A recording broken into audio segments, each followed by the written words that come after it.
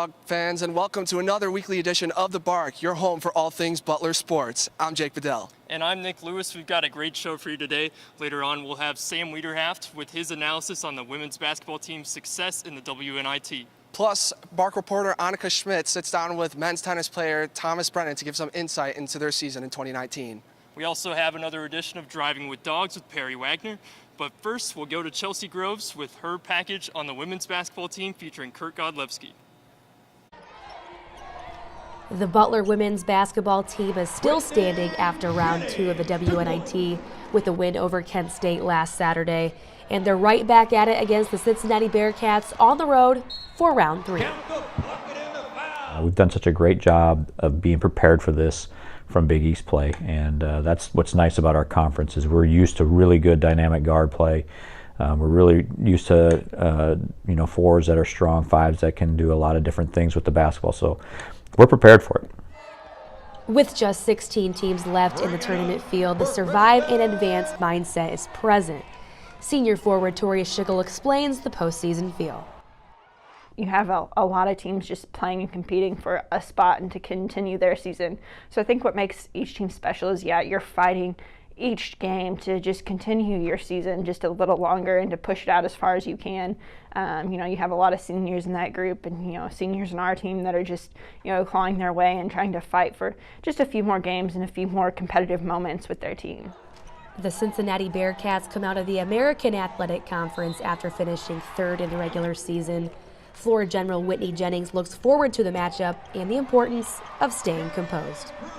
It's been kind of nice playing teams who don't necessarily know us as well. So we've been able to, some of our quick hits that really haven't worked during Big East play, they're working now. And so it is nice to be able to face some teams who don't necessarily know everything about us. And so I feel like that gives us a bit of an advantage that we didn't have during Big East play. One thing that's been great about our team all year is that if, they try to take away someone, someone else steps up. And I think that's what it's all about, especially as you get into postseason play. Good teams are going to be able to take maybe away one of your options, but that's when, good teams keep winning is when other people step up. Tip-off is set for 7 o'clock Eastern Time Thursday night. For results and a complete tournament central, visit womensnit.com.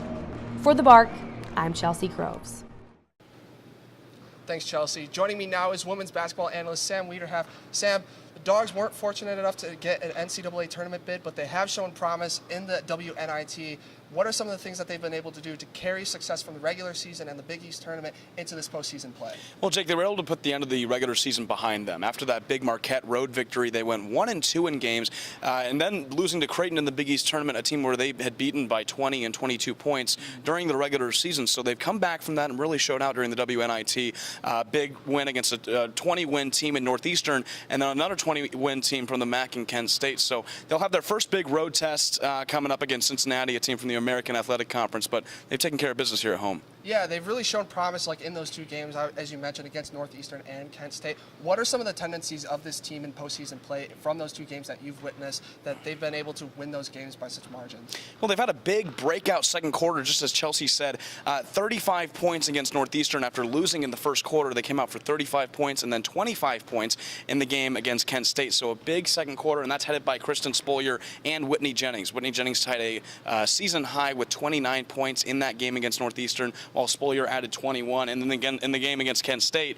had a combined 45 points. They've really been the offensive leaders that have been leading the way here at home, but they'll have another tough road test against Cincinnati. Yeah, we'll have to see how they play against Cincy. As you mentioned, that they are really effective at home. What are some of the things that they have to do in order to find success in that upcoming game this week? Well, they have to figure out how to win on the road against a really tough home team in Cincinnati. 16-2 is their record at home, including only losing to 10 or by 10 against UConn, a really tough team, as we know. So they've been really good at home, and I think the player to do that is going to be Michelle Weaver. Was 6th in the NCAA in total steals, averaged 3.3 steals a game, and ended up winning the Big East Defensive Player of the Year. So Michelle Weaver, a big defensive player for the Dogs that can really disrupt the Cincinnati offense on their home court.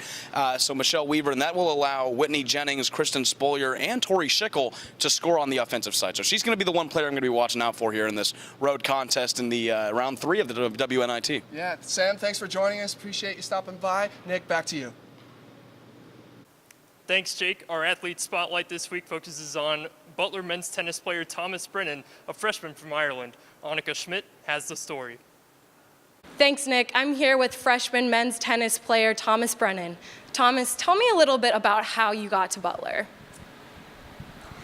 Thanks, Annika. Yeah, so basically I signed up with a sports agent, and she was a British woman who knew the coach, the British coach Dan Pollock, very well, and so she really highly recommended Butler to me. And so then I went about doing my research about Butler. I was really impressed with the business school. International business is the area I really want to study, and that was really brilliant here.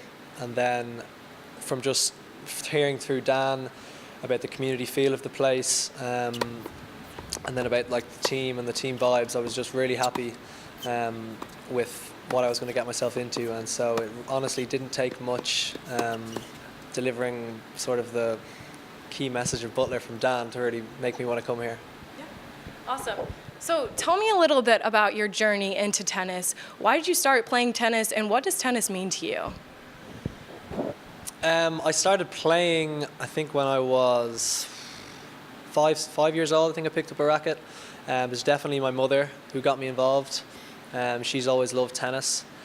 And then growing up, I still was playing 3 or 4 other sports even. I played rugby, soccer, golf as well. And I just loved competing in all sports. But when it came down to it, being on my own on the tennis court, I sort of loved the challenge of being on my own and finding a way to win by myself.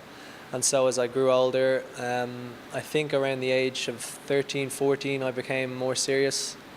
Started to play, tournaments at the highest level, of junior level in Ireland, and then beginning to win around 15, 16. I thought, yeah, I could maybe really play this for like years to come. So it was at that point that I quit the rest of the other sports, focused on tennis, and decided that I wanted to go for a tennis scholarship in the States.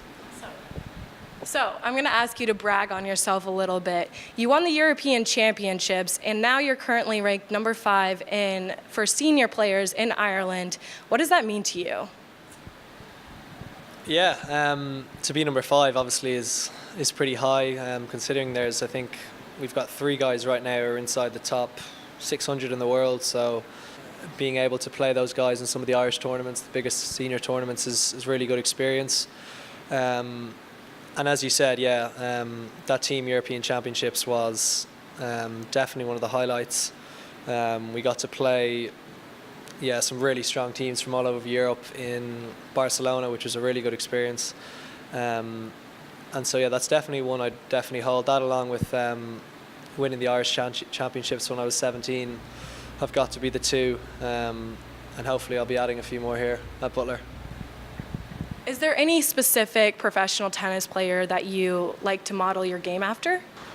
That's a good one. Honestly, I know he's the world number 1, but Novak Djokovic, I think the way he I don't think he has one weakness in his whole game. I play a similar style where I stick to the baseline. It's a lot of long, grinded, hard rallies. I try to take the ball early around the court. I'd also be looking at just how he is by far, I think, the best mentally on tour. He's constantly coming from way down to win matches, and so he's definitely someone who I would look to try and model myself on by a tennis style, and also in the mental game and everything else he does off the court. All right, guys. Well, that's all we have for you today. Thomas, thanks for joining us. Guys, back to you. This week we have another edition of Driving with Dogs. Perry Waggoner got the chance to take a trip with this week's special guest. Perry?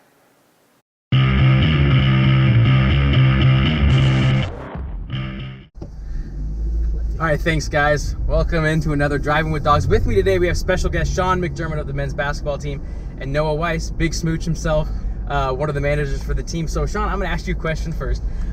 The team did not perform as well as anyone really hoped, but you had a pretty good year, almost averaging 10 points. What did you work on over the summer and during the season to kind of have this mini breakout season? Last summer I really wanted to focus on being able to create my own shot. because a lot of teams are going to overplay my three-point shot. Yeah. So being able to play off a shot fake and into a dribble pull-up or get into the basket, and I think I did that fairly well this year. Yeah. So obviously the team is not in the NCAA tournament this season, but there are still teams that are in it, 16 currently. Sean and Noah, you can give your input too. Sean, what 2 teams do you like to make the championship, and which team do you pick to win it all? I really like Tennessee. I think they're really good. They've had a couple close games, a couple nail biters, but I think they're one of my favorites. And then I'll go with Gonzaga. Really? Okay. Gonzaga, yeah. Out of Spokane? Yep, Gonzaga and Tennessee. And you take Tennessee to win that? I'll take Tennessee. Okay, so that's all we got for today. Back to you guys. That's all for this week's show. Be sure to join us back next week when we give more insight into all things Butler athletics. And don't forget to click around on Butler360sports.com throughout the week for all-access Butler content. I'm Nick Lewis. I'm Jake Bedell, and from all of us here at the Bark, go Dogs!